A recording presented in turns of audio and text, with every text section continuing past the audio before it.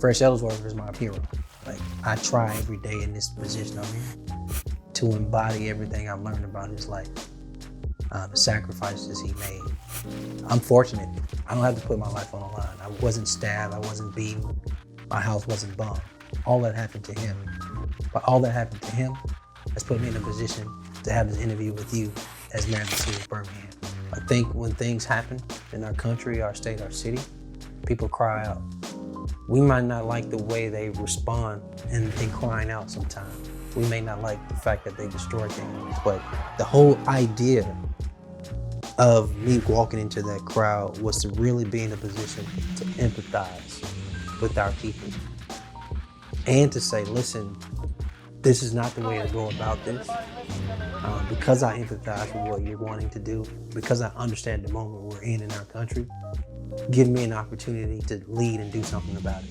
But social justice and racial equity, the heart of it is education. And so the biggest partnership I've had with the business community as it relates to social justice is the Birmingham Promise. That is a genuine public-private partnership, even detailing the piece of a livable wage. A young person that's a Birmingham City School student making $15 an hour, that $15 is split. $750 from the business community, $750 from the city of Birmingham, right? Being in a position as a first generation young person, but for the scholarship, can afford their tuition and go to a state college or university. Again, that's money from a joint public-private partnership.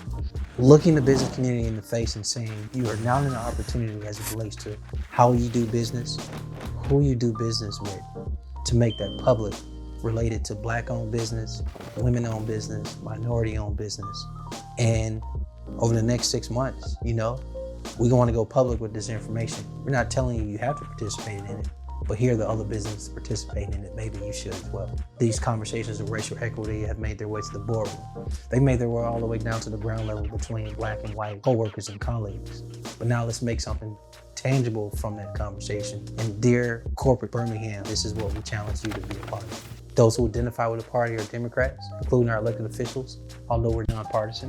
Those down who represent the majority of Montgomery, it's a super majority of Republicans.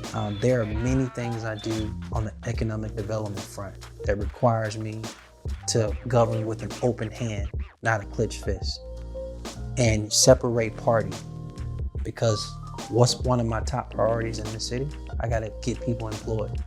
When you have a 29% poverty rate, when you have too many people unemployed, when you have people not making a livable wage, when you have 17,000 people who filed for unemployment insurance since March due to the global pandemic, you don't really give a damn about R&D. What you care about is getting your residents employed. That requires me to extend my hand, to extend the olive branch, set that stuff aside and say, we need to make and offer a deal. We need the state's help on getting this company here and recruiting this industry here and getting these jobs here so I can employ Birmingham residents.